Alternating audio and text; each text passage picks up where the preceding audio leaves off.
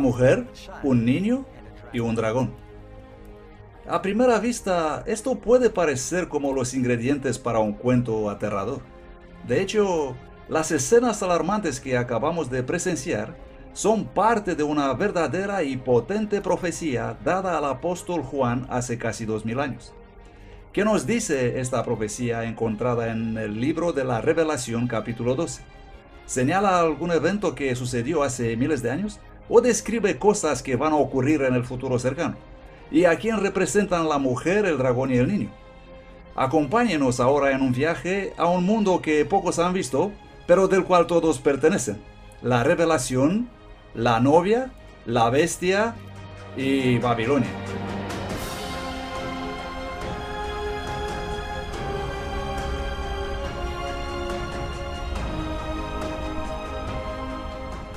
En el último libro de la Biblia, la Revelación, al apóstol Juan se le mostró una visión con una gran lucha entre el bien y el mal.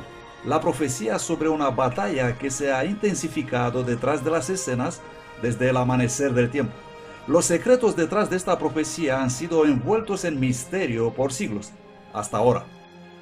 Desde los reinos y los gobernantes que han caído en todo el mundo hasta los hombres y mujeres que se levantaron para luchar por sus creencias, esta es la historia del cristianismo, la búsqueda de la verdad y la fundación de la fe de miles de millones de personas. Y apareció en el cielo una gran señal, una mujer vestida del sol y la luna debajo de sus pies, y sobre su cabeza una corona de 12 estrellas. Y estando embarazada, clamaba con dolores de parto y angustia por dar a luz.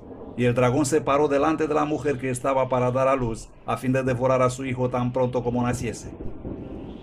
Muchos eruditos bíblicos e historiadores han estudiado esta profecía a través de los años y están de acuerdo que la profecía de la Revelación 12 apunta hacia un evento conocido como la matanza de los inocentes, que se produjo en el primer siglo en Judea. En las décadas anteriores al nacimiento de Cristo, el Imperio Romano había conquistado a todo el mundo mediterráneo, incluyendo Judea, y en varios puntos de la historia hubo diferentes gobernadores allí. 20 años antes que Jesús naciera, tenemos al rey Herodes, un rey vasallo de Roma.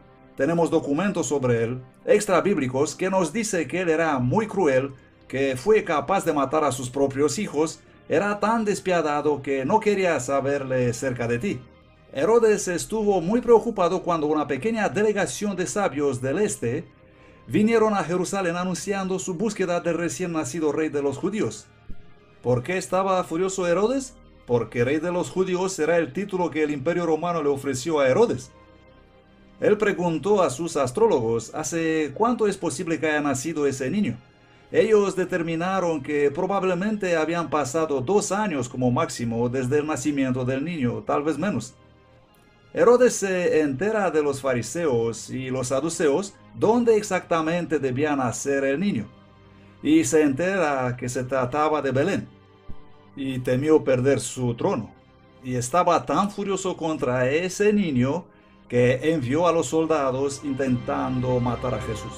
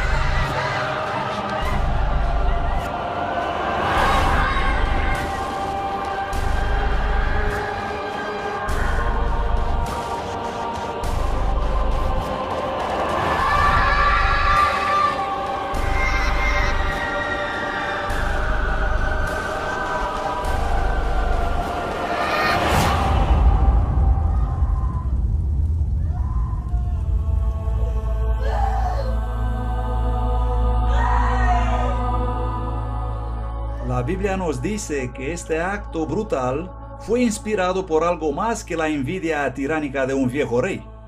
Muchos eruditos bíblicos creen que eso es parte de una lucha mucho más grande que ha continuado a través de las épocas y aún está ocurriendo hoy. Para descubrir los secretos de esta profecía, primero tenemos que identificar a los personajes principales: la mujer, el niño y el dragón. El apóstol Juan dice: apareció una gran señal en el cielo, una mujer vestida del sol y la luna debajo de sus pies, y sobre su cabeza una corona con 12 estrellas. Vamos a mirar más de cerca a esta mujer. Sabemos que ella es un símbolo de alguien o algo. ¿Nos dice la Biblia a quién representa esta mujer? Maridos, amad a vuestras esposas, así como Cristo amó a la iglesia y se entregó a sí mismo por ella. Entendemos de esto que la iglesia es la novia de Cristo. No solo es la novia de Cristo, pero en cierto sentido, puesto que el hombre no odia a su propia carne, la iglesia es el cuerpo de Jesús. Muy claramente en la Biblia, una mujer representa a la iglesia. Tenemos una mujer como representante del pueblo de Dios. Podemos ver esto en el Antiguo Testamento y en el Nuevo Testamento. Jesús viene del pueblo de Israel y luego la iglesia crece como algo desarrollado por Jesús. Muy importante, esta mujer está a punto de dar a luz a un niño especial. ¿Quién es este niño? Tenemos algunas indicaciones. Primero, él gobierna con vara de hierro sobre las naciones. Eso es una referencia al Antiguo Testamento, donde claramente Dios es el que gobierna sobre las naciones con vara de hierro. Luego dice que él es llevado al cielo. ¿Y quién es llevado al cielo? Jesús el Cristo. Él es el Rey de Reyes y Señor de Señores. Así que estas dos indicaciones definitivamente nos dicen que se trata de Jesús. Ahora vamos a considerar el archivillano en esta importante profecía, el dragón. Y apareció otra señal en el cielo. He aquí un gran dragón de color rojo encendido. Sabes, me gustaría poder ofrecerte simplemente una teoría imaginaria aquí, pero la Biblia nos dice quién es el dragón. El dragón es el diablo. Tanto en el Antiguo Testamento como en el Nuevo, ¿quién es el destructor? Es Satanás, ya sabemos, el ángel caído, el diablo. Por lo tanto, él ataca tan pronto que Jesús nace en la tierra. Ahí se dirige su ataque. Y el dragón fue arrojado afuera, la antigua serpiente llamada Diablo y Satanás, el cual engaña a todo el mundo. Él fue arrojado en tierra y sus ángeles fueron arrojados con él. Lo que vemos aquí en la primera parte de la Revelación 12 es una representación simbólica del conflicto de los siglos entre Cristo y Satanás. Y encontramos esta descripción retrocediendo hasta el Jardín de Edén, donde tenemos una serpiente con alas. ¿Y qué es una serpiente con alas? Es la imagen de un dragón. Y tenemos a esta serpiente, a este dragón descrito en toda la Biblia. Durante toda la vida y ministerio de Cristo, Satanás trató de impedir los planes de Jesús de proveer salvación para la humanidad. Pero él fue herido por nuestras transgresiones, molido por nuestras iniquidades. El castigo por nuestra paz fue sobre él, y por sus llagas nosotros somos sanados. En varias ocasiones lo sacaron a golpes de la sinagoga y querían arrojarlo de un acantilado. Trataron de silenciarlo, lo torturaron públicamente hasta la muerte. Pero la estrategia de Satanás de arruinar el plan de salvación fue totalmente destrozada cuando Jesús resucitó de la muerte. Y el hijo de ella fue arrebatado a Dios y a su trono. Con el Hijo de Dios ya físicamente fuera de su alcance, el diablo dirigió toda su furia sobre los seguidores de Jesús, los nuevos cristianos. Él les hizo mucho daño a través del cruel poder de la Roma imperial. Cuando el dragón se vio arrojado a la tierra, él persiguió a la mujer que había dado a luz al niño varón. El cristianismo era una pequeña minoría perseguida y sufrida que no tenía un estatuto oficial en el Imperio Romano, y hubo una serie de persecuciones, algunas de ellas muy duras. Una de las funciones de la religión en el Imperio Romano era asegurar el bienestar del Estado. La idea era que si los dioses eran adorados de manera adecuada, entonces ellos estarían a favor del imperio. Y si eran adorados inapropiadamente, entonces ellos, ya sabes, cosas malas ocurrirían al imperio como resultado de la ira divina.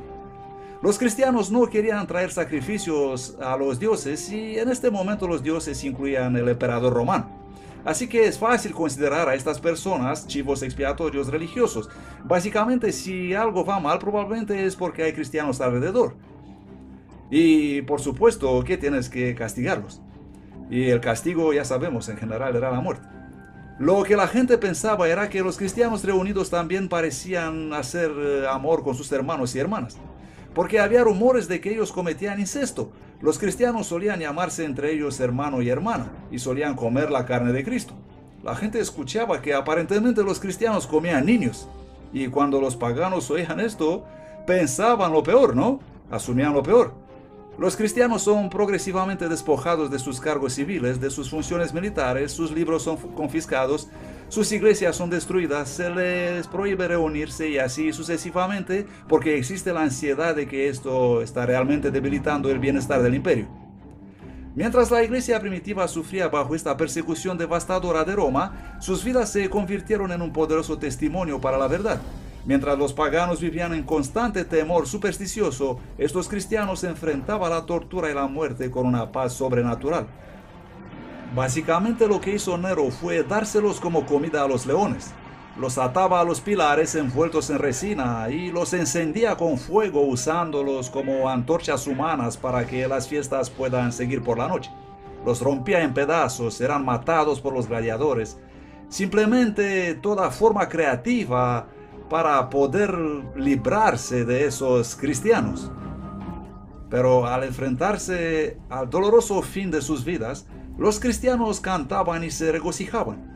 Mientras miles de ellos pagaban el máximo precio por su fe, sus oraciones de moribundos y su sangre se convirtieron prácticamente en semillas para la nueva iglesia. La gente estaba tan cautivada por la manera de morir de estos cristianos que inmediatamente la reacción es: ponme en la lista. Así que los cristianos se propagaron como la pólvora. Cuanto más los mataban, más resistían por su fe. Es verdad y creo que se debe enfatizar que la iglesia temprana se propagaba a pesar de ser el objeto de la opresión de los poderosos emperadores extremadamente autocráticos, quienes se posicionaron firmemente en contra de los cristianos y sin embargo la iglesia primaria sobrevive. Tertuliano argumenta que siempre que algo va mal, cada vez que hay una hambruna o cuando hay una peste, una epidemia destructiva, todos dicen los cristianos a los leones. Y luego dice con sarcasmo, como si muchos podrían ser alimento de tan pocos.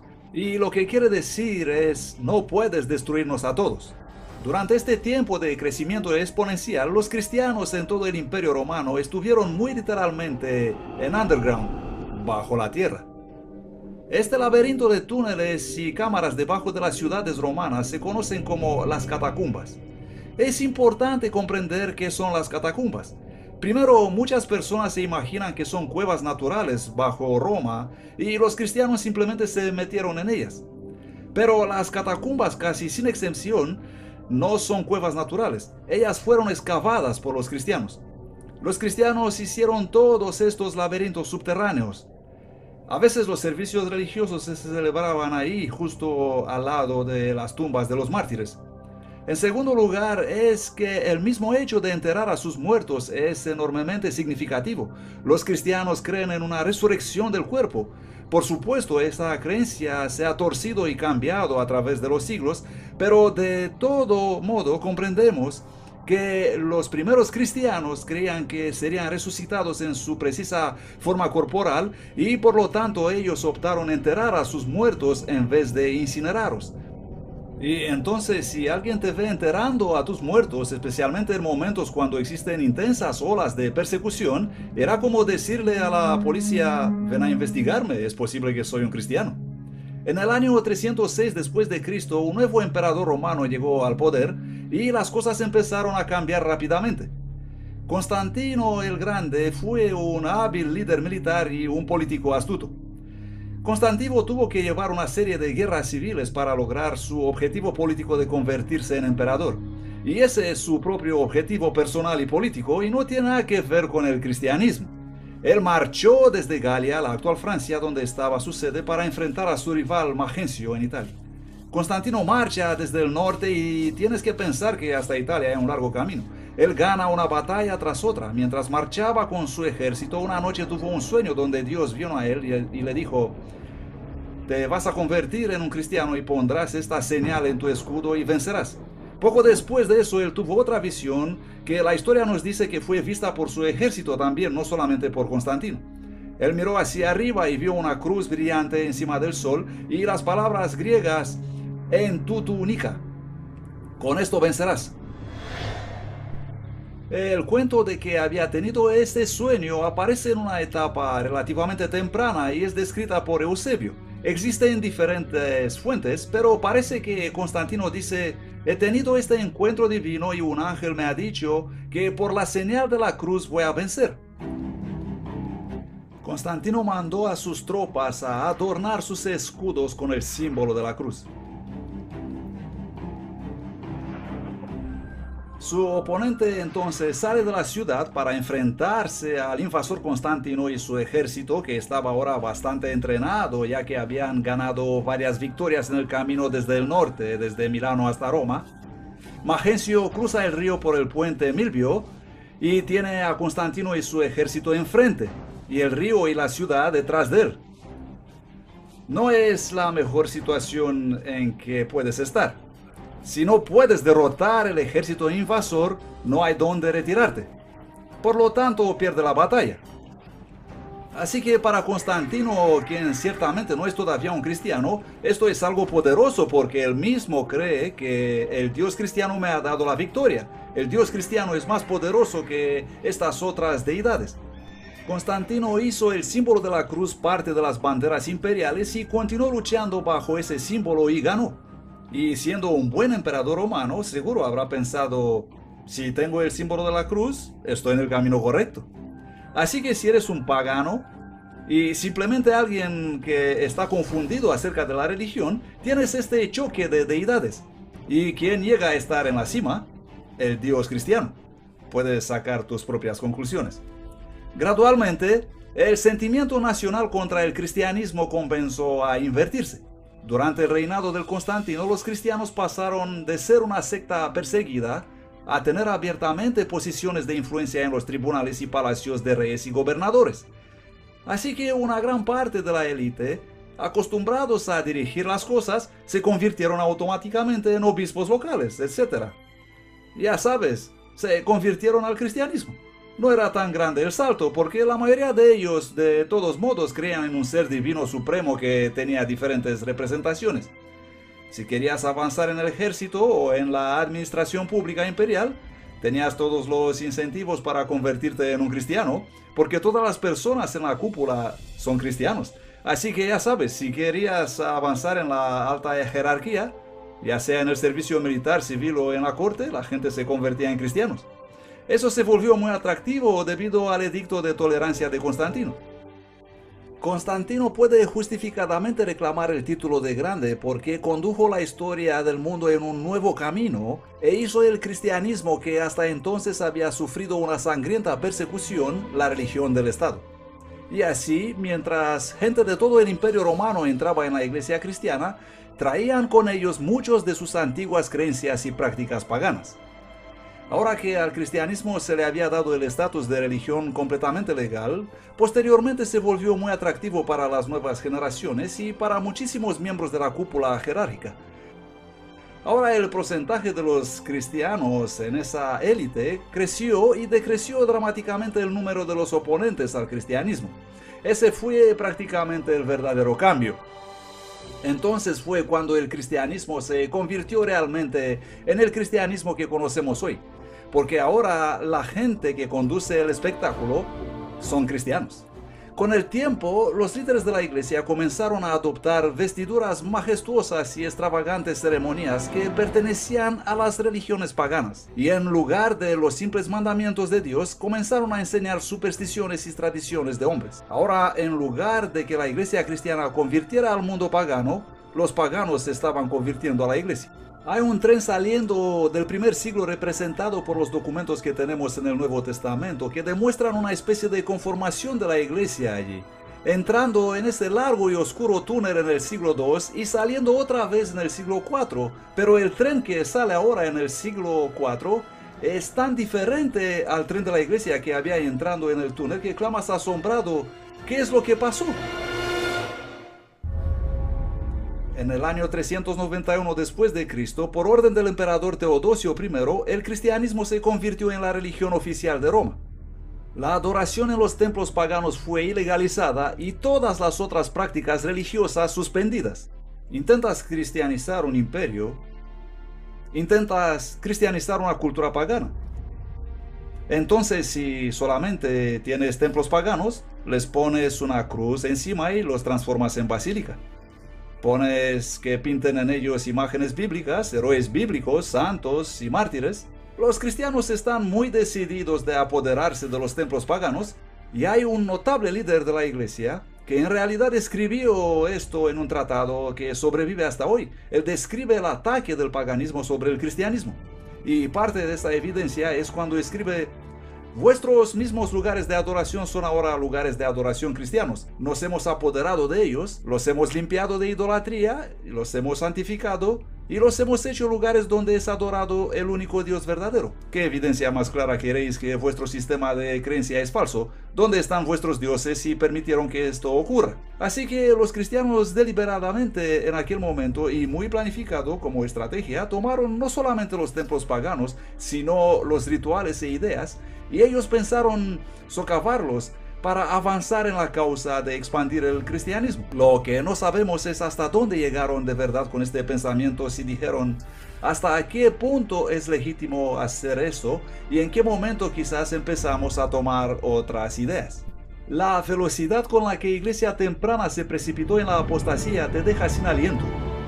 Mientras que millones de paganos se dieron la prisa a unirse a la iglesia, eran naturalmente reticentes a deshacerse de sus tesoros idólatras. Los romanos y los griegos estaban tan acostumbrados a estar rodeados por los símbolos de sus deidades que comenzaron a hacer lo mismo con el cristianismo. Muchos de estos nuevos convertidos simplemente renombraron sus ídolos con nombres cristianos como Pablo, María y Pedro.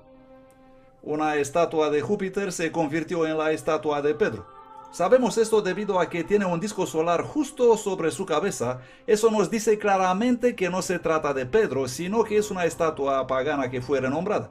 En lugar de Rómulo y Remo, hombre, ¿por qué no poner unos mártires, dos grandes mártires, los hermanos Cosme y Damián, no? Las representaciones de Isis, la cual es originalmente una diosa egipcia, pero que se había convertido en griega en aquel tiempo, se vuelve de repente la representación de María llevando a su hijo.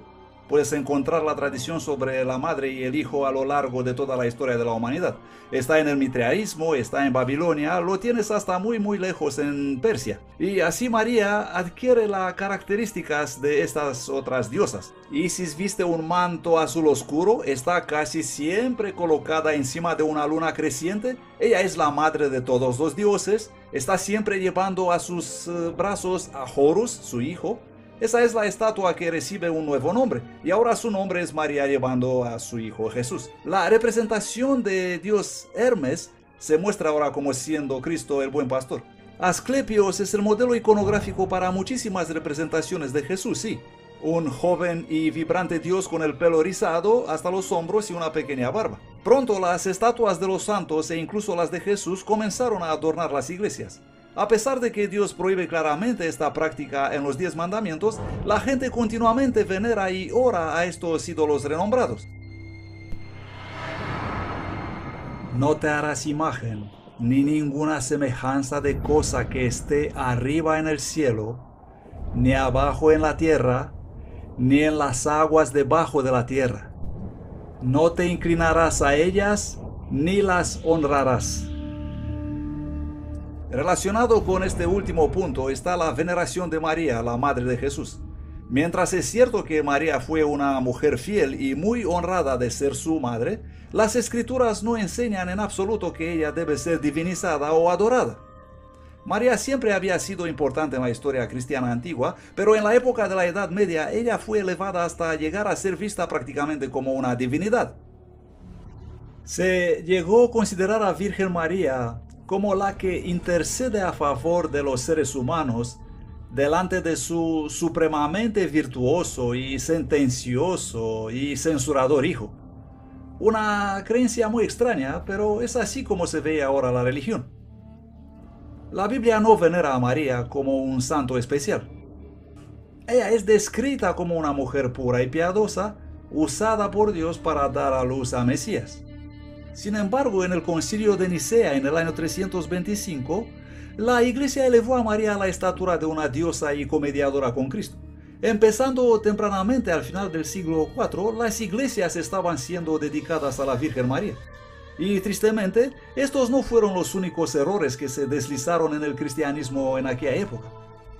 Durante la época apostólica, el bautismo era una ceremonia sagrada reservada solamente para los que tenían la edad suficiente para tomar una decisión racional para Cristo. Era un testimonio público de aceptar a Cristo y su perdón. El bautismo representa literalmente estar muertos y enterrar nuestra vida antigua y ser resucitados, nacidos de nuevo para una nueva vida en Cristo. Sucedió con el paso del tiempo una redefinición del cristianismo y se empezó a bautizar adolescentes y luego menores de edad, considerándolos ya listos para hacer el compromiso para la fe. La ceremonia del bautismo se realizaba también en un lago o un río, donde la persona podía ser totalmente sumergida, eso significando que estaba completamente lavada de sus pecados. La práctica del bautismo fue poco a poco alterada por la Iglesia. Cientos de años después de Cristo, el rociar y derramar agua fueron introducidos como una forma más cómoda de bautismo.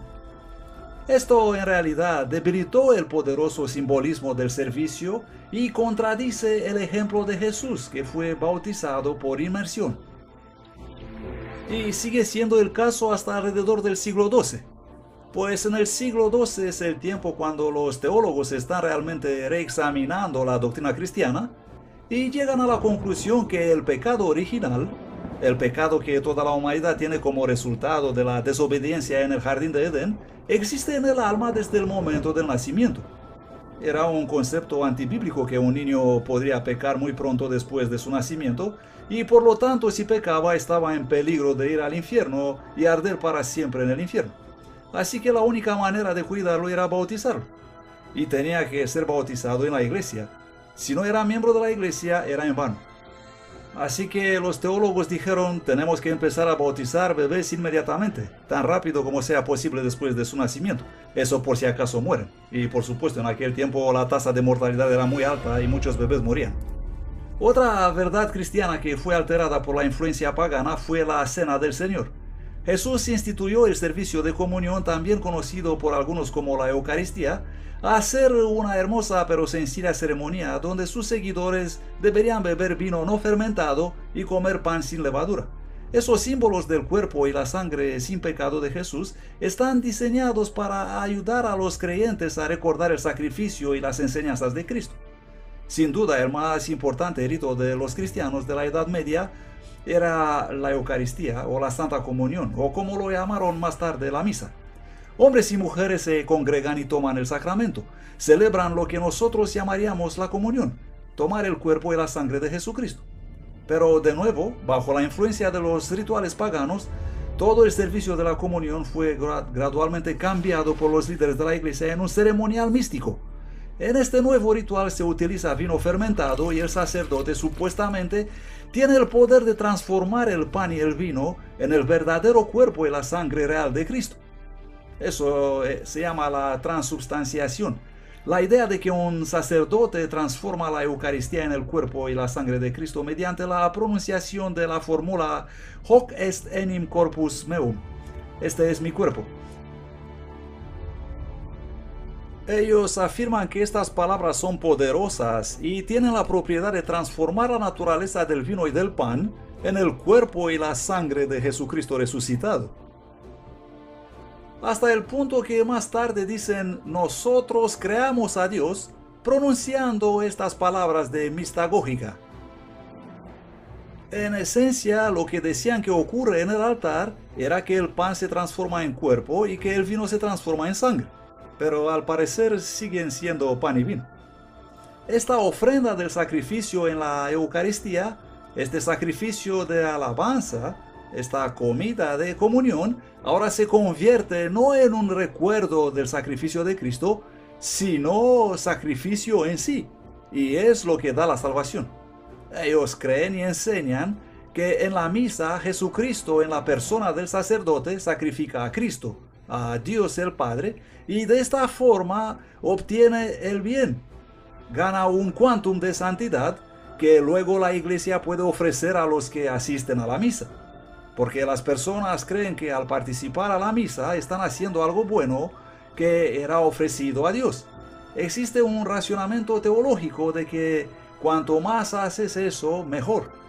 En el año 1415 después de Cristo, en el Concilio de Constanza, líderes de la iglesia decretaron que solo los sacerdotes podían beber el vino y que los feligreses solo recibían el pan. Sin embargo, la Biblia dice claramente que cuando Jesús estableció el servicio de la comunión, todos los presentes bebieron del vino. Unos 300 años después de Cristo, la iglesia comenzó a desviarse de otro de los 10 mandamientos. Se trata del cuarto mandamiento, que requiere que los creyentes recuerden el séptimo día de la semana como siendo el día de reposo de Dios, el sábado divino.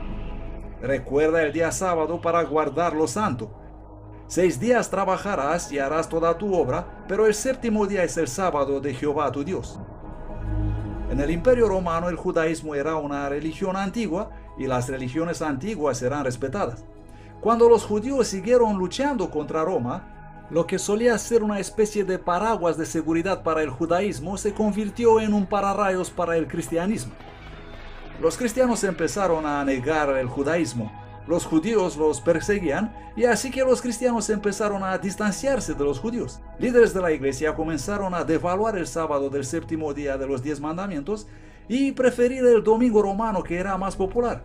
Algunos cristianos erróneamente pensaron que debían ayunar el sábado, pero que era mejor celebrar el domingo. Eso es lo que hacían los paganos, ayunar el sábado y festejar el domingo. No es un concepto judío porque los judíos ayunaban el viernes y festejaban el sábado. Era simplemente lo que algunos cristianos pensaban. Por lo tanto, si tienes que ayunar en un día y en otro día puedes festejar, puedes adivinar cuál día será más popular, ¿no? Y Cristo es resucitado en un domingo y existe una tendencia muy natural de gozar y celebrar eso. Hay una tercera razón que es la influencia del culto al sol que se cuela en la iglesia. Y cuando el culto al sol empieza a deslizarse en la iglesia, Constantino puede hacer uso de eso para conducir la iglesia a la exaltación del domingo, el día del sol, como siendo el día cuando la gente debería adorar. Este alejamiento gradual de la ley de Dios con el paso del tiempo se hizo tan ampliamente aceptada que la mayoría de las personas son sorprendidas al enterarse que la observancia del domingo no tiene ningún fundamento en la Biblia. En el año 313, Constantino publicó el Edicto de Milán estableciendo el domingo como día de descanso. La ley dominical del emperador no tenía nada que ver con el cristianismo. En realidad era para honrar al dios del sol grecorromano llamado Helios o Apolo. El emperador Constantino se había convertido supuestamente al cristianismo, pero mantenía también su adoración al dios sol. Él cambió el día de adoración del sábado del séptimo día, que obviamente pertenecía a la tradición judía, al sábado del primer día, el día del dios sol, el domingo. Y desde entonces los cristianos, una gran parte de ellos, la mayoría, guardaron como día de adoración el día del sol en vez del día del sábado. Esto es claro en otro edicto de Constantino decretado en el año 321 después de Cristo, cuando el emperador ordenó: en el venerable día del sol, los magistrados y la gente que reside en las ciudades descansen y todos los talleres sean cerrados. Notemos que en el edicto se usa la palabra sol, S-O-L. También existe registro de que Constantino hizo una ley para todo el imperio de que el domingo debería ser guardado como día de descanso. Por supuesto, este cambio no se infiltró en la iglesia de repente. La historia nos dice que por décadas el sábado del séptimo día, junto con el domingo, fueron los dos observados como días santos. La iglesia primaria claramente guardaba el sábado judío en los tiempos de los apóstoles, pero desde los mediados hasta el fin del tercer siglo, eso fue en gran parte abandonado o estaba en proceso de ser abandonado. A los inicios del cuarto siglo, en muchas partes del Imperio Romano, los cristianos están generalmente adorando el domingo. Muchos cristianos durante este periodo de tiempo guardaban el sábado y luego el domingo tenían un ceremonial recordando la resurrección, después del cual iban a sus trabajos habituales. Es durante el reino de Constantino cuando la idea de transferir la solemnidad del sábado al domingo fue por primera vez expresada. Siglos antes, el profeta Daniel había predicho que se levantará un poder religioso que pensará cambiar los tiempos y las leyes. En medio de los 10 mandamientos existe únicamente una ley que es también un tiempo: el sábado. La doctrina del fuego infernal fue también distorsionada por la mitología pagana. En el libro de la Revelación, la Biblia enseña que después del gran día del juicio, los perdidos serán arrojados en un lago de fuego. En aquel momento, cada persona es castigada de acuerdo a lo que merece. Y entonces son totalmente consumidos y perecerán eternamente. Y no temáis a los que matan el cuerpo, pero no pueden matar el alma. Temed más bien a aquel que puede destruir el alma y el cuerpo en el infierno. Porque los que viven saben que han de morir, pero los muertos nada saben. Los sacerdotes empezaron a enseñar que el infierno es un lugar de tormento eterno gobernado por el diablo, donde se llega en el momento de la muerte. La iglesia apóstata pudo utilizar este horroroso concepto de interminable tortura para aterrorizar y manipular tanto al rey como al plebeyo. Lo más trágico de todo esto es que esta falsa enseñanza presenta a Jesús como una especie de sádico malvado. Eso anima a muchos ateos y agnósticos a desafiar el cristianismo y las enseñanzas cristianas sobre un Dios amoroso, si ese Dios hace algo que es más horroroso incluso de lo que hizo Hitler. No importa cuáles fueron los hechos de una persona, ¿son miles de millones de años de tortura el pago para ese crimen? Así aparecieron muchas personas que odiaban a Dios y aprendieron a odiar a Dios debido a esta falsa doctrina. Otro concepto pagano que se infiltró en el pensamiento cristiano fue con respecto a la vida después de la muerte. El purgatorio es la idea que enseña que al morir algunas personas entrarán en un fuego infernal temporal, donde son purificadas para el cielo.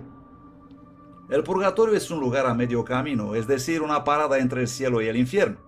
Y lo interesante del purgatorio es que puedes escapar de él. Como dice la misa, consignados a las llamas de la aflicción. Está lleno de bichos, está lleno de olores sulfúricos. Puede que es un poco mejor que el infierno, pero tampoco es un día al campo.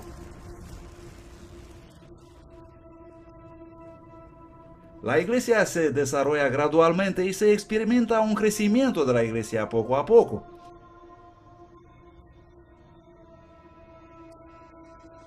La idea es que todo el que muere con sus obras de penitencia incompletas probablemente tendrá que pagarlas en algún lugar de sufrimiento post-mortem. Ellos sufrirán a fin de que sean purificados, depurados de sus pecados y ofensas que han cometido en la vida. La gente medieval creía que todos serán salvos y redimidos si fueran miembros bautizados de la iglesia. Pero todos también tendrán que hacer penitencias por los pecados que han cometido y que no han confesado, pasando algún tiempo en el purgatorio. Así que el verdadero objetivo es entonces reducir el tiempo de estancia en el purgatorio. Mucha gente confunde el purgatorio con el infierno pensando que se puede salir del infierno, pero eso no es posible. Si vas al infierno, ahí estás. Eres considerado muy malvado y simplemente estás perdido. Pero la mayoría de la gente tiene un montón de cosas malas, todos somos malos. Entonces, ¿cómo podemos ser buenos para el paraíso? Tenemos que depurar el mal fuera de nosotros y es así como apareció la palabra purgatorio. Por lo tanto, la mayoría de los cristianos creen que sus familiares sufren en el purgatorio y el purgatorio no es un lugar agradable. Puedes estar ahí miles de años. La idea del purgatorio existía muchos siglos antes del tiempo de Jesús. Escritos de Platón de los años 400 a.C. nos ayudan a esclarecer de dónde viene este concepto de purificación y castigo. Sin embargo, el purgatorio no fue considerado un lugar real hasta siglos después. Entre los años 1160 y 1180 después de Cristo, los teólogos desarrollaron la doctrina del purgatorio, conduciendo a la aceptación formal de esta falsedad en el Segundo Concilio de León en el año 1274. La Iglesia entonces ofrece su apoyo a los muertos del purgatorio por medio de sus oraciones y atribuyendo a las personas los beneficios de los sacramentos. especialmente la comunión. Todo esto es perfectamente ortodoxo a su parecer y la iglesia cree que hacer eso es bueno y los feligreses parecen estar dispuestos a poner grandes cantidades de dinero en ello. Y así tenemos una extraordinaria proliferación de instituciones fundadas por sacerdotes para decir misas por las almas de los difuntos, particularmente entre los siglos XIV y XV. Esta doctrina fue fabricada para manipular las masas a fin de obtener ganancias financieras. La gente está dispuesta a pagar grandes cantidades de dinero para librar a un ser querido de las torturas del purgatorio. Por supuesto, los creyentes nunca pueden estar realmente seguros de cuándo alguien sale del purgatorio, así que el dinero continúa fluyendo en los bolsillos de los sacerdotes corruptos. El jefe de la iglesia tenía gente que salía a recaudar dinero y a alentar a la gente a dar su dinero a la iglesia para comprar las personas del purgatorio. Así pudieron financiar estos elaborados edificios. Esta creencia en el purgatorio está también basada sobre el peligroso concepto que las obras y las oraciones de los vivos pueden de alguna manera cambiar el destino de los muertos. Sin embargo, Jesús dejó muy claro que no hay limbo o purgatorio. Después de la muerte, el próximo pensamiento consciente de una persona es la resurrección y la recompensa eterna. No os maravilléis de esto, porque viene la hora cuando todos los que están en los sepulcros oirán su voz y saldrán. Los que hayan hecho bien a una resurrección de vida y los que hayan hecho el mal a una resurrección de condenación. Central en el mensaje del Evangelio está la enseñanza de cómo obtenemos el perdón. Esta fue otra gran verdad bíblica que sufrió cambios durante esta etapa de compromiso. Se enseñó que si una persona deseaba ser perdonada, él o ella debían primero confesar sus pecados a un sacerdote mediante un rito llamado el sacramento de la penitencia, más comúnmente conocido como la confesión. Así que para compensar nuestra bondad insuficiente y nuestras verdaderas acciones equivocadas, debemos todos, tanto laicos como clero, todos debemos confesar nuestros pecados por lo menos una vez al año y preferentemente más a menudo que eso a un sacerdote. Este fue un desarrollo negativo en muchos puntos. En primer lugar, no se enseña eso en ninguna parte de la Biblia. En segundo lugar, pone a un hombre mortal en lugar de Cristo y hace de Dios algo muy distante y separado de la gente normal y corriente. Y por supuesto, al mismo tiempo, coloca al sacerdote en la infame posición de conocer todos los hechos malvados de sus feligreses. Cuando alguien va a un sacerdote en la Edad Media, se producen en realidad tres cosas a través de la confesión de una persona.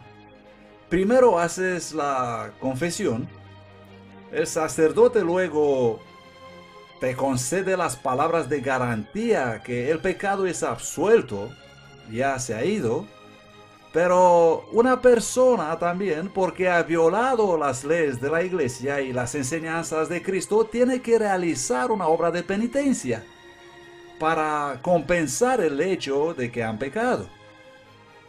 La Biblia enseña que la humanidad no puede hacer nada para salvarse. Por eso vino Jesús a este mundo.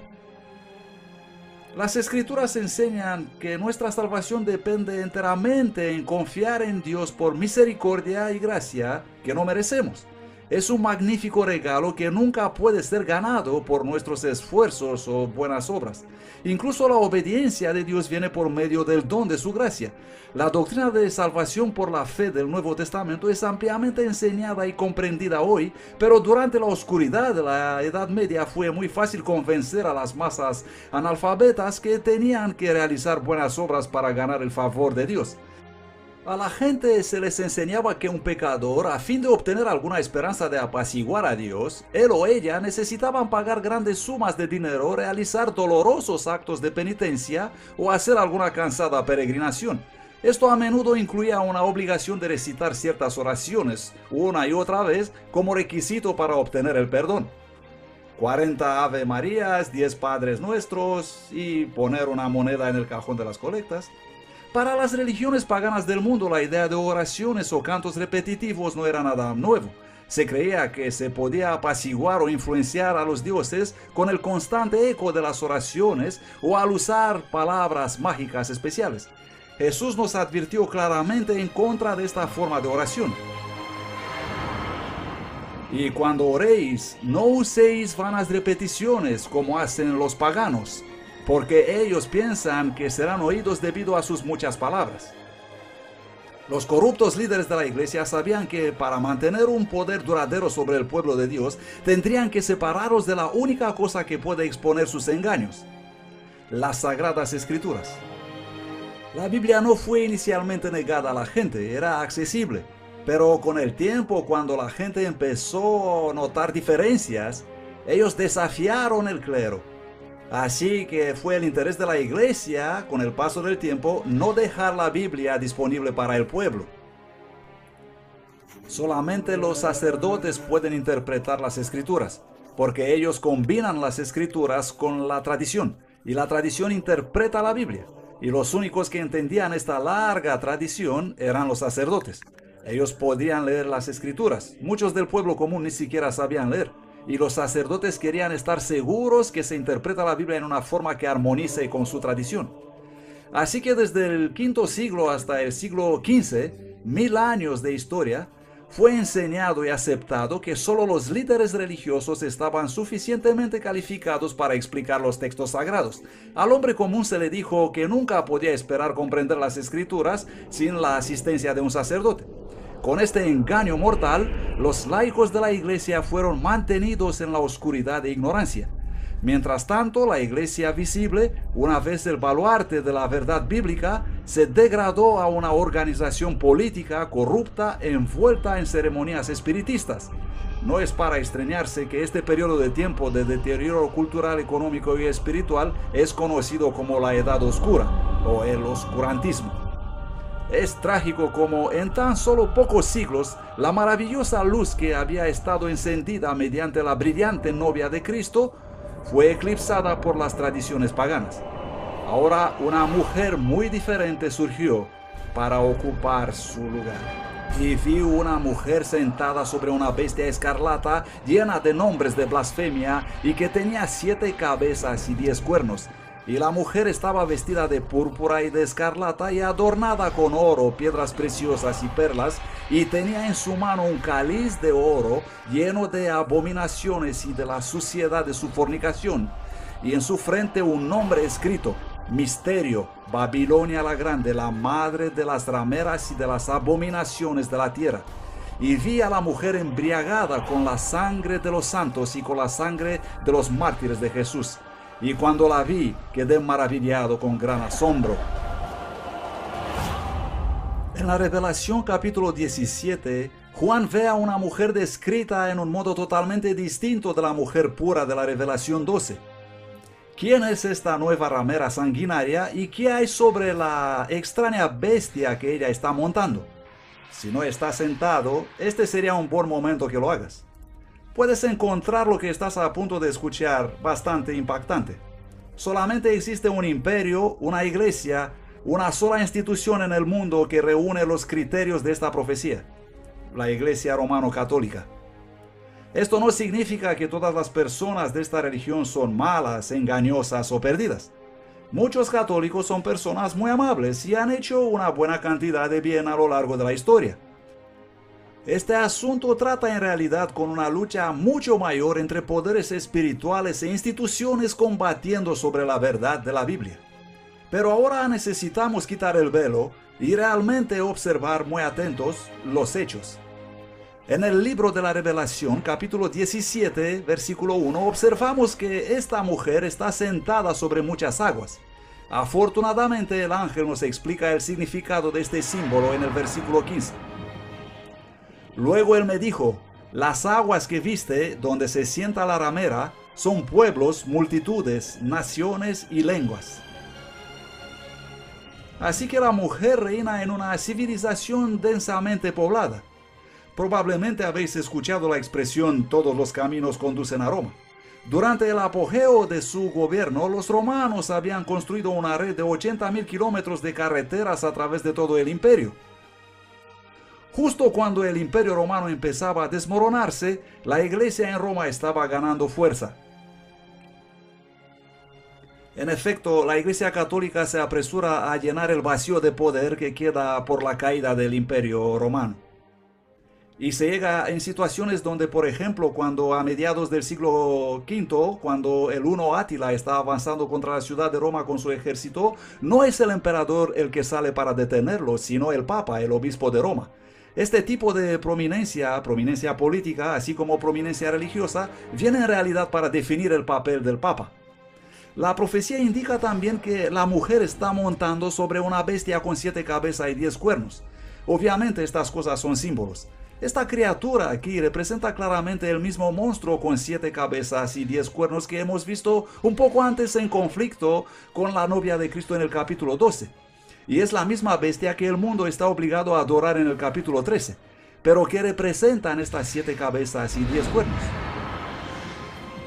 Las 7 cabezas son 7 montes sobre las cuales se sienta la mujer. Los 10 cuernos que has visto son 10 reyes. Solo hay una ciudad en el mundo sentada sobre 7 colinas como estas. Una ciudad importante, y esta es la ciudad de Roma.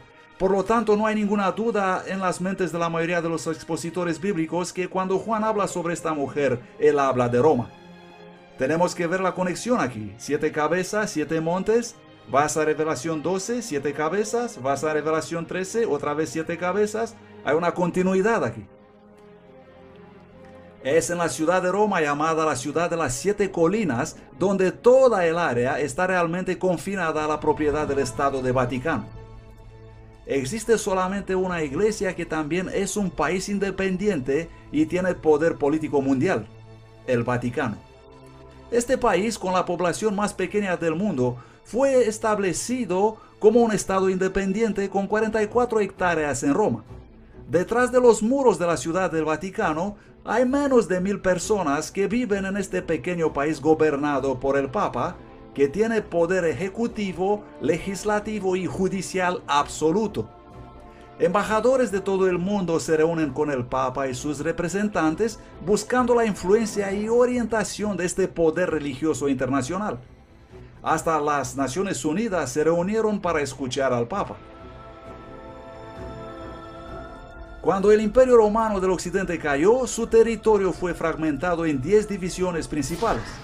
Los 10 cuernos representan a los 10 reyes o reinos formados por la división final de la Roma imperial. Los 10 cuernos son la descripción de Roma que se dividió en 10 reinos más pequeños. A lo largo de la historia, el catolicismo ha dominado muchos reinos. Tenemos la iglesia cabalgando sobre un poder político. ¿Comprenden? Porque la mujer cabalga sobre la bestia. Y del mismo modo, por muchos siglos la iglesia estuvo en control. Tenemos una unión entre la iglesia y el Estado. Los nombres de blasfemia son otro elemento clave en esta profecía que apunta directamente a la iglesia romano-católica. Nosotros ocupamos en esta tierra el lugar de Dios Altísimo. Esto pone a un hombre mortal en la posición de Dios y es como consecuencia la definición exacta de blasfemia. No se pretende con esto cuestionar la sinceridad de ningún papa en modo específico, pero la profecía está señalando la función que él tiene y la institución que se representa. Y también la mujer está vestida de colores únicos. Ella viste colores específicos que se mencionan aquí, que ya no es el blanco. Ahora tenemos colores específicos que representan con mucha claridad dos cosas, la realeza y la prostitución. Y colores específicos que podemos ver apareciendo en la iglesia cristiana histórica más tarde. Son los colores de los sacerdotes de la iglesia cristiana histórica. Estos no eran solamente los colores principales de los césares romanos, pero según la enciclopedia católica, púrpura es el color oficial de los obispos y escarlata de los cardenales.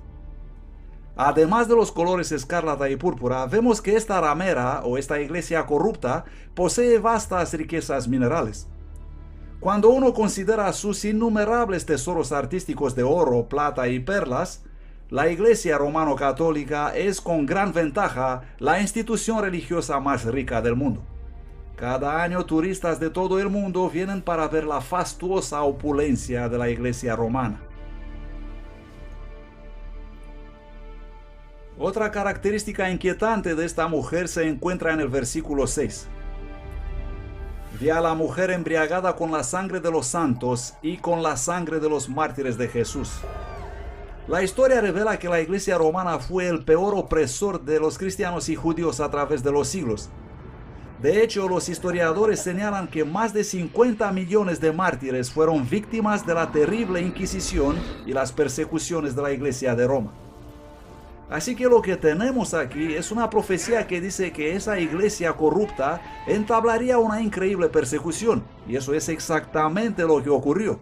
Y la iglesia comenzó un proceso legal, un sistema legal conocido como la Inquisición, para interrogar a estas personas y para forzar el mayor número posible de ellos a retractar y abandonar sus ideas, y obligar a los líderes de los movimientos anticorrupción no divulgar sus enseñanzas. El mayor número de asesinatos que se ha registrado jamás ocurrió cuando la iglesia persiguió a los que no estaban de acuerdo con sus falsas enseñanzas, y este estado de cosas y de represión continúa a lo largo de la Edad Media. Así que esta mujer o iglesia es un poder perseguidor que oprime a los verdaderos seguidores de Cristo. Vamos a conocer a algunos de los valientes que arriesgaron sus vidas hablando en contra de las corrosivas influencias paganas y por compartir la palabra de Dios en este tiempo de oscuridad espiritual. El pueblo que andaba en tinieblas vio gran luz. Los que moraban en tierra de sombra de muerte, luz resplandeció sobre ellos. Viviendo en Lyon, Francia, hubo un joven que alteraría el curso de la historia cristiana. Pierre Valdo, también conocido como Valdés, un joven comerciante muy rico y educado, tuvo una experiencia que le cambió la vida. Un amigo joven de Valdo murió repentinamente.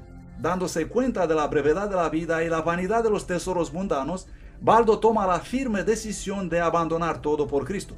Él dio sus riquezas a los pobres y se convirtió en un predicador itinerante. Valdo enseñaba que la Biblia debe entenderse literalmente y proclamada liberamente a todos los pueblos en su propio idioma. Animaba a los creyentes a vivir vidas de sencillez y modestia y al mismo tiempo denunciaba valientemente los abusos de los sacerdotes. Por el año 1170, Pedro Valdo había reunido un gran número de seguidores que eran llamados los pobres de Lyon o los valdenses. Pedro Valdo es considerado por los eruditos convencionales como el fundador de los valdenses, un grupo de creyentes en la Biblia que vivían en Francia e Italia. Él era un creyente católico quien fue inspirado por la predicación de la iglesia primaria. Él instruyó un grupo de predicadores que viajaban enseñando el evangelio y hablaba en contra de la transubstanciación y la misa, aunque también había entonces algunos valdenses que iban a la misa y asistían a esa adoración falsa. Una vez que los inquisidores oficialmente entrenados aparecieron por Europa, ellos empezaron a encontrar personas llamadas valdenses, seguidores de Valdo, por todas partes. Así que esparcidos por Europa había estos pequeños grupos de personas, simples creyentes, que habitualmente asistían a los cultos de la Iglesia Romano-Católica en la mayor parte del año, pero una o dos veces al año recibían la visita de los pastores valdenses que llegaban para hablarles. Donde quiera que iba, Pedro Valdo vio a la gente hambrienta de verdad. Él creía que había hambre en la tierra por la palabra de Dios, así que Valdo le pagó a un clérigo para ayudarle en la traducción del Nuevo Testamento al francés vernáculo. El relato es que Valdés encargó 2 personas, eruditos religiosos, en Lyon, para preparar una traducción de varias partes de la Biblia y algunos dichos de los padres de la iglesia en la lengua vernácula, que era algo entre francés y provenzal, un poco difícil de describir hoy. Pero parece haberse establecido una tradición que las comunidades valdenses intentarían obtener copias de las escrituras en la lengua común del pueblo. Ellos llevaban copias de la Biblia con ellos, eran comerciantes, vendedores y compartían las escrituras con la gente por donde pasaban. Existen referencias de que ellos enviaban a sus jóvenes a las grandes universidades y colegios del país para que compartan su fe allí y también para que puedan obtener una buena comprensión de la teología contemporánea y usarla para alcanzar comunidades más grandes. Pero la iglesia romana no podía tolerar por mucho tiempo esta libre predicación del evangelio por campesinos. Durante el tercer concilio de Letrán en 1179, las ideas de Baldo fueron condenadas oficialmente como herejía, y poco después él y sus seguidores fueron excomulgados. Expulgados de Lyon, los valdeses se establecieron en los altos valles de Piamonte y en los Alpes franceses. Aquí, entre sus familias, la Biblia fue hecha el estudio principal. Los evangelios de Mateo y Juan eran completamente memorizados, junto a muchas de las epístolas. Al no tener imprenta, los valdenses eran frecuentemente ocupados en copiar a mano las escrituras. Conocidos por su adhesión estricta a la Biblia, estos predicadores laicos difundían sus enseñanzas en todos los lugares, mientras viajaban como vendedores ambulantes. Para evitar ser arrestados, ellos ponían las copias de la Biblia en el forro de sus prendas y las compartían cuidadosamente cuando encontraban a un corazón dispuesto. Incluso después de la muerte de Pedro Baldo en 1218, la Iglesia romana continuó ferozmente perseguir a los valdenses.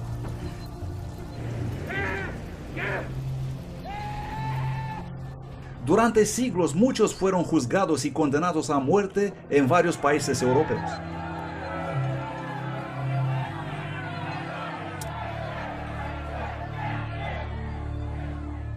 El Espíritu Santo inspiró a muchos dentro de la iglesia, quienes valientemente se levantaron y militaban para la reforma. Uno de estos hombres fue John Wycliffe, un teólogo inglés y predicador laico, traductor y profesor en Oxford. Su educación resultó ser una gran ventaja para él, mientras comenzó a señalar los errores cancerosos que habían sido difundidos entre el pueblo de Dios. Wycliffe nunca quiso ponerse en contra de los líderes de la iglesia, pero al ver las evidentes contradicciones entre lo que dice la Biblia y lo que hacía la iglesia, no podía guardar silencio. Wycliffe es realmente una persona algo inusual para poder acusarle de ser hereje. Porque él era un catedrático de Oxford, él había sido criado prácticamente dentro de la estructura de poder de la iglesia. Sin embargo, Wycliffe estaba muy preocupado por lo que veía a su alrededor. Cuando vio a Roma sustituyendo las Santas Escrituras con la tradición, acusó al sacerdocio de robar el pan de vida del pueblo hambriento espiritualmente. Él creía que la Biblia era la autoridad suprema y empezó la traducción de la Biblia. Los seguidores de Wycliffe fueron llamados lollardos. Ellos iban de lugar en lugar distribuyendo Biblias y predicando. Los lollardos creían en las escrituras sagradas, leían la Biblia traducida por Wycliffe y vivían en la misma piedad simplista, igual como lo predicaban y hacían los valdenses y otros predicadores del comienzo del siglo XII. Este fue el regalo más grande que Wycliffe pudo ofrecer a la gente común. Ningún documento ha modificado el curso de la historia más que la traducción en inglés de la Biblia. Wycliffe presentó algunas de las verdades que más tarde el protestantismo resucitó y, como acabo de exponer, sus enseñanzas, a pesar de haber sido escritas siglo antes, estaban preparando el camino para que el pueblo de Inglaterra acepte cuando iba a venir la reforma protestante.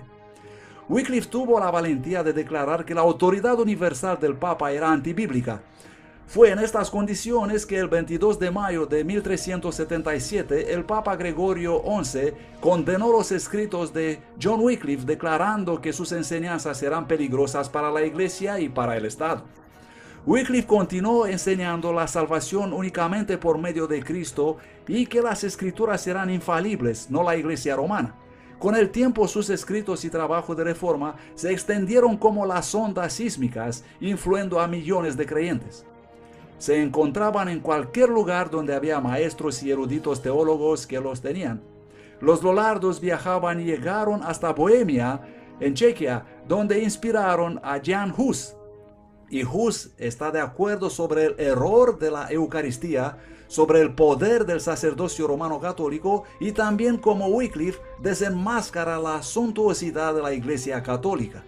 Hus era solamente un adolescente cuando Wycliffe murió, pero las obras de Wycliffe tuvieron una poderosa influencia sobre su vida y sobre su futura misión. Jan Hus fue un predicador de Bohemia, hoy República Checa. Él era también profesor universitario y capellán del rey. Se le confió luego el oficio de predicación en una iglesia que había sido recién construida llamada Capilla Bethel. Como Wycliffe, Jan Hus predicaba las escrituras en la lengua del pueblo, algo prohibido en la Iglesia romano-católica que obligaba a la lectura de la Biblia en latín que nadie comprendía. Hus predicaba en el idioma del país y el pueblo obtuvo la Biblia en su idioma a pesar de las prohibiciones de la Iglesia. Y fue en estas circunstancias que él entró en contacto con las enseñanzas de Wycliffe, y lo impactó favorablemente el desacuerdo sobre la transustanciación, sobre la fastuosidad y la influencia de la Iglesia.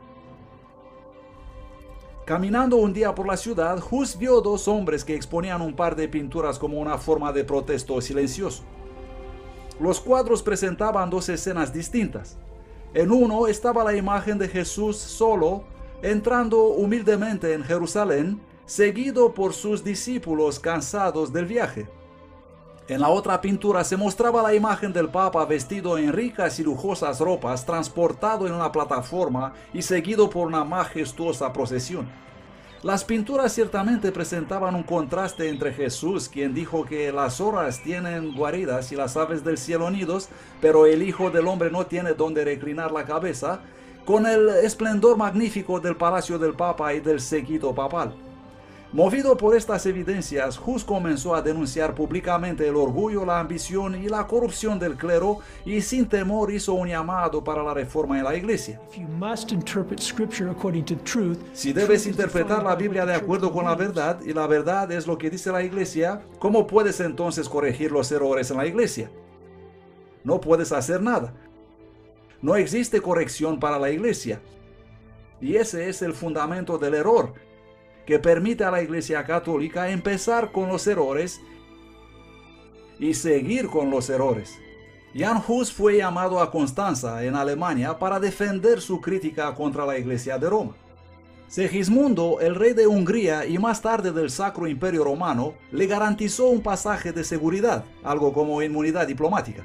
Pero inmediatamente que Hus llegó en la ciudad, él fue arrestado y puesto en el calabozo en el castillo Gottingen. El rey Segismundo estaba muy enfurecido por la detención de Hus y amenazó al concilio de la iglesia. Pero el concilio convenció al rey de que las promesas hechas a un hereje no tenían que ser respetadas. El 6 de julio de 1415, el concilio se reunió en la catedral después de la misa y la liturgia, y Jan Hus fue entonces traído al juicio. Se le pidió defender sus posiciones. Al defenderlas, se le encontró expresando herejías, y por lo tanto él fue condenado y juzgado por herejía. Entonces los guardias llevaron a Hus para ser ejecutado. En el lugar de su ejecución, Hus se mantuvo firme. Mientras las llamas se levantaban sobre su cuerpo, él fue capaz de elevar su voz en canto.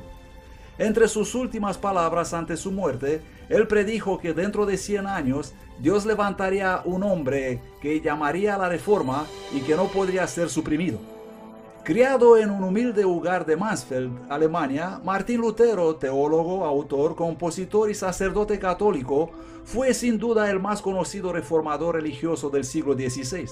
Lutero nació el 10 de noviembre de 1483, unos 70 años después del martirio de Jan Hus.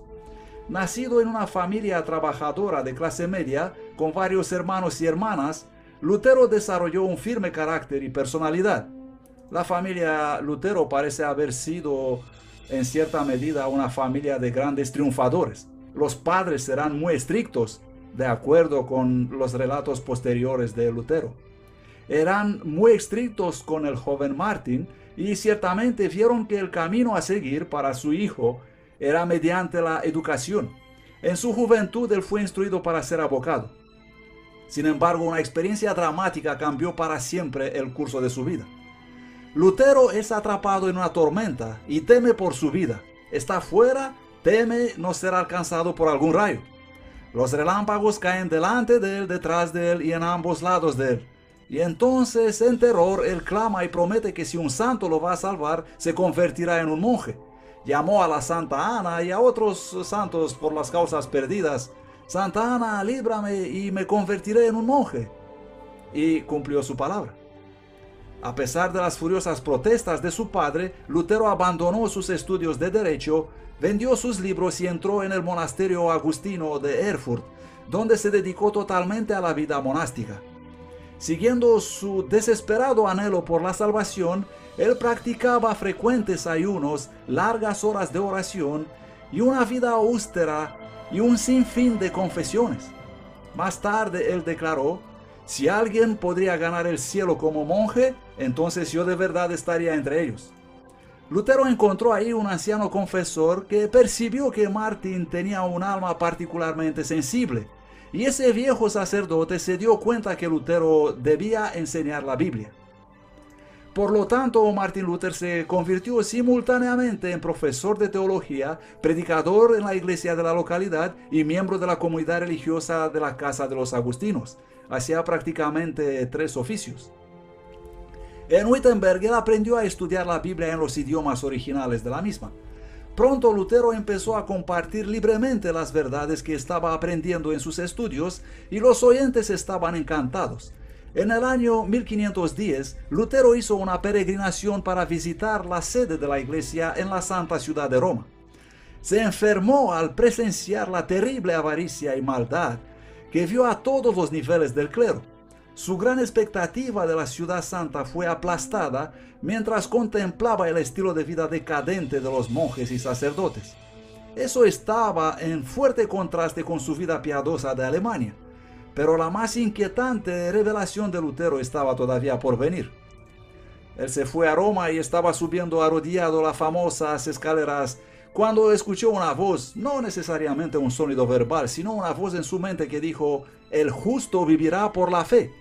Y así subiendo esas supuestas escaleras de Pilato de rodillas para poder obtener una supuesta garantía, ya sabes que no vas a quemarte en el purgatorio por demasiado tiempo, de repente se dio cuenta mirando a su alrededor: ¿pero qué estamos haciendo nosotros aquí?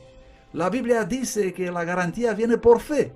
Se levantó de pie y ese fue el punto de cambio definitivo. Lutero comprendió finalmente la importancia de confiar únicamente en los méritos de Cristo para el perdón. Al regresar de Roma en 1512, Lutero fue galardonado con el doctorado en la divinidad de la Universidad de Wittenberg y comenzó a predicar valientemente a la gente que los cristianos no deben aceptar ninguna doctrina a menos que viniera de la Biblia. Y fue ese principio de sola escritura que se convertiría en el grito de guerra de la Reforma.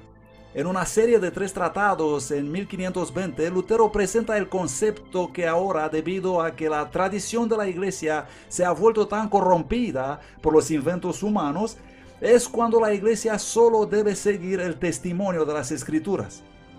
Este es el hilo conductor en la historia que describe la decadencia de la iglesia, cuando el pueblo perdió la Biblia y la capacidad de leer la Biblia por sí mismos, y cuando existía una barrera entre ellos y la Biblia, y entre ellos y Cristo, y luego como comenzó a recuperarse cuando Martín Lutero y sus colegas decidieron que la Biblia es realmente la única autoridad. Sola escritura, toda escritura, prima escritura.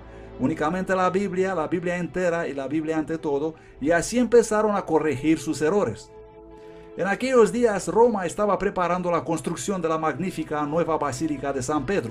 La iglesia envió a John Tetzel, un fraile dominico, a Alemania para vender indulgencias a fin de recaudar los fondos necesarios para la catedral. La iglesia cree no solo que sus servicios y ofrendas pueden ayudar a los muertos, sino también que el jefe de la iglesia, el Papa, puede mediante la superabundancia de gracia acumulada que está en posesión de la iglesia, simplemente declarar que las sanciones de los que mueren en pecado sean anuladas. Es eso lo que se llama una indulgencia. La indulgencia completa, plenaria, absuelve a la persona de todos los pecados que habrá cometido hasta ese momento y así te hace evitar, de acuerdo a la enseñanza de la Iglesia Católica, el purgatorio e ir directamente al cielo. Al final de la Edad Media, la iglesia tiene claro en su cabeza que puede decir a la gente que si quieres hacer una ofrenda a la iglesia te dará una indulgencia conforme a tu ofrenda para ti o para tus muertos, parientes, familiares, amigos, tus seres queridos. Y esos seres queridos escaparán de los sufrimientos del purgatorio, supuestamente de manera inmediata. Eso se convirtió entre los siglos XIII y XIV en una creencia muy popular y la gente clamaba por indulgencias. Cuando Lutero supo que sus feligreses compraban indulgencias, estuvo muy indignado. Cuando la gente vino a él a canjear sus indulgencias, él se negó rotundamente a validarlas. Lutero les declaró que lo que realmente necesitaban hacer era arrepentirse sinceramente y abandonar sus pecados. Este fue el primer problema que forzó a Lutero a entrar en guerra con su amada iglesia. El 31 de octubre de 1517, Lutero clavó su famosa protesta en las puertas de la antigua iglesia de Wittenberg. ¿Qué son las famosas 95 tesis que Lutero clavó en la iglesia del castillo de Wittenberg? Es una invitación académica a un debate. Escribes 95 tesis de declaración y básicamente estás diciendo, estas son mis propuestas. Y por supuesto son más fuertemente redactadas de lo que te puedes imaginar, porque es un tema de debate, un asunto de una así llamada disputa. Las 95 tesis son simplemente una serie de 95 propuestas mediante cuales Lutero intenta provocar un debate universitario. Y esta es una cuestión absolutamente normal en la práctica académica medieval. Así que Lutero se involucra en un muy restringido ejercicio académico, algo como publicar hoy una revista académica. Yo, como historiador, no estoy realmente esperando que mucha gente lea esto, simplemente te estás dirigiendo a un círculo muy reducido de personas. Por lo tanto, los toma y los clava en las puertas de la iglesia del castillo de Wittenberg, porque ese es el lugar tradicional para publicar invitaciones a las disputas académicas. Así que él no esperaba nada fuera de común como resultado a su acción. Pero eso atrajo la atención de muchas personas, incluyendo a los papas. De su punto de vista, Lutero no promovía nada que fuera hostil a la iglesia. Él estaba convencido que está promoviendo cosas que la iglesia recibirá con alegría. Y de hecho, si nos remontamos a los padres de la iglesia, incluyendo a Agustín, podemos encontrar muchas cosas en sus escritos de acuerdo con las ideas de Lutero. Así que Lutero en realidad espera, ya sabes, que la gente diga, ¡oh, genial! Gracias por señalar esas cosas. Lo cual era un poco ingenuo, pero quizá eso es lo que se espera de un académico. Él no estaba tratando de crear otro movimiento, sino absolutamente el contrario. Pero en realidad, por supuesto, fue que la iglesia no recibió alegre lo que Lutero tenía que decir. Y fue publicada una bula papal, y eso es una especie de declaración que condenaba a Lutero y a sus escritos diciendo que deberían ser arrojados al fuego. La bula llegó a Wittenberg, pero en vez de que los escritos de Lutero sean arrojados al fuego, Lutero congregó una gran multitud de gente en la ciudad y arrojó la bula papal en el fuego. Y hubo la incineración de esa bula papal, y por supuesto eso fue lanzar el guante. La provocación había sido enviada, respondida. Y entonces cuando Lutero dijo, bien, si tú me condenas a mí, yo te voy a condenar a ti. Porque él creía que este es realmente un asunto sobre la verdad, y si la iglesia estaba condenando la verdad bíblica, entonces la iglesia en realidad debía ser el anticristo. Y él así la nombró, y por supuesto cuando llamas a alguien anticristo, es bastante difícil llegar a un consenso y compromiso con él. Entonces el emperador alemán organizó una audiencia y todos los príncipes y sacerdotes importantes fueron reunidos para una histórica asamblea en un lugar llamado Worms. Aquí había representantes de todos los diferentes príncipes, nobles y ciudades libres del imperio. Y Lutero va creyendo que tendrá la oportunidad para debatir. Pero la iglesia sabe que Lutero es un brillante expositor y por supuesto no le darán ninguna oportunidad para hablar. Él fue sacado delante de todos, se le mostró un montón de libros apilados y se le pusieron dos preguntas. ¿Son tuyos estos libros? ¿Y vas a retractar? Es decir, ¿vas a negar las enseñanzas que escribiste en ellas? Pero Lutero no respondió inmediatamente. Él dijo, sí, estos son mis libros, pero hay muchas cosas escritas en ellos y necesito algo de tiempo para meditar en eso. Él casi pierde el coraje, pero finalmente no lo perdió. El siguiente día él viene y empieza a jugar con las palabras. Ellos le pedían, ¿vas a retractar o no tus escritos? Y él decía, bueno, me pedís retractar todas mis obras porque hay escritos aquí que todos en la iglesia están de acuerdo con ellas. Y empezó a crear un debate. Pero no lo dejaron. Ellos decían, no, tú solamente tienes que retractar eso, ¿vas a retractar o no? Es un momento heroico, especialmente porque en cuanto a Lutero, él estaba seguro que eso iba a conducir a su muerte. Él declaró, a menos que se me convenza mediante el testimonio de las Sagradas Escrituras o por claros razonamientos, porque no confío ni en el Papa ni en su concilio, ya que es bien conocido que a menudo han errado y se han contradicho a sí mismos. Estoy sometido a las Escrituras que he citado y mi conciencia es cautiva a la palabra de Dios. No puedo ni quiero retractar nada, ya que no es seguro ni correcto actuar en contra de la conciencia. Esta es mi postura. No puedo hacer otra cosa. Que Dios me ayude. Amén. El concilio no tuvo mucho que decir en respuesta y Lutero fue declarado proscrito. Su literatura fue prohibida y se ordenó su detención. El documento de Worms dice: queremos que sea arrestado y castigado como hereje peligroso. Pero Lutero había recibido un salvoconducto de la dieta de Worms, de igual modo como había recibido Jan Hus para el concilio de Constanza 100 años antes. Y había estas autoridades de Roma que instaban al emperador del Sacro Imperio Romano Germánico, Carlos V, a ignorar el salvoconducto, así como lo había hecho el emperador Segismundo en el caso de Jan Hus. Pero Carlos V no quería ser conocido como el segundo emperador que había incumplido la promesa de un documento de seguridad. Y por esta razón, o por otras tal vez, él permitió a Lutero abandonar la ciudad y volver a casa. El pensamiento era que probablemente alguien lo va a matar en el camino, porque se había puesto un buen precio por su cabeza. En vez de eso, Lutero es secuestrado por un grupo de hombres armados que en realidad trabajaban para Federico el Sabio, quien había decidido que tiene que poner a Lutero fuera de la circulación por un tiempo, escondiéndole en el castillo de Wartburg, solamente siendo el elector quien sabía eso, todos los demás no teniendo ni idea de lo que habrá pasado con Lutero. Muchos pensaron que había muerto. Para el próximo año de este exilio solitario, al cual Lutero se refiere como mi Patmos, el ex sacerdote continuó su trabajo de prolífica escritura y también consigue traducir el Nuevo Testamento del griego al idioma alemán. 72 años antes de que Lutero completara su traducción del Nuevo Testamento, Gutenberg cambió la historia con la invención de la imprenta. Con esta maravillosa nueva tecnología, la verdad de la palabra de Dios empezó a propagarse como las hojas de otoño por toda Europa. Y así, en medio de esta gran reforma, el Señor armó a su pueblo con la espada de su palabra. Al mismo tiempo, varios otros poderosos defensores de la verdad se levantaron de la Iglesia de Roma. Entre estos valientes hombres que instaban para el regreso a la Biblia estaban Philip Melanchthon, William Tyndale, John Calvin y John Knox, solo por nombrar unos pocos. Según los reformadores predicaban y la imprenta trabajaba, las multitudes estudiaban la palabra de Dios. Gradualmente la luz de la verdad comenzó a romper las cadenas del error y de superstición que habían atado al pueblo por siglos. Como un aliento de fresco aire primaveral, Europa experimentó un renacimiento religioso. Y conoceréis la verdad, y la verdad os hará libres. El libro de la Revelación también predice que en los últimos días, el dragón, Satanás, una vez más intensificará sus esfuerzos para perseguir al pueblo de Dios. Biblia los identifica como los que guardan los mandamientos de Dios y tienen el testimonio de Jesús.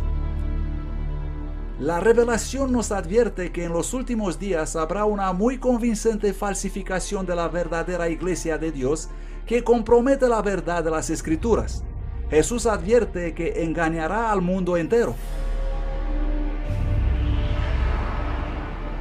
Porque se levantarán falsos cristos y falsos profetas, y mostrarán señales y milagros para engañar, si fuese posible, aún a los elegidos. Poco después de este engaño final, Cristo volverá. Él vendrá por una iglesia que ha sido purificada de todas las falsas tradiciones y paganismo. Será una iglesia que exige un "así dice Jehová" por cada doctrina que sostiene. Jesús también dijo que cuando Él volverá, el mundo estará absorto en egoísmo, violencia y maldad.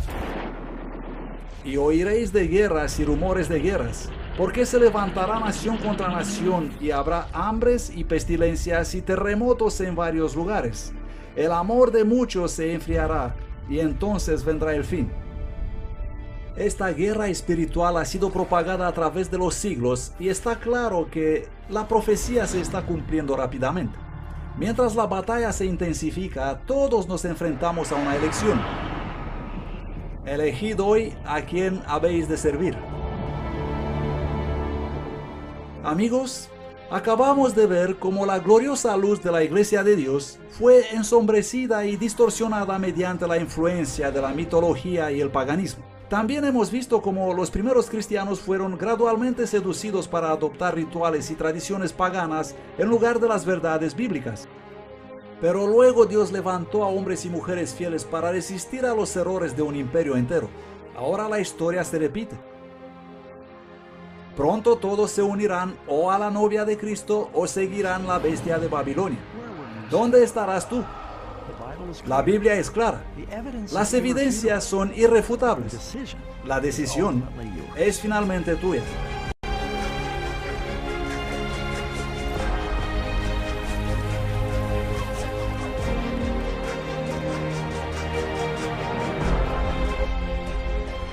Seguramente yo vengo pronto.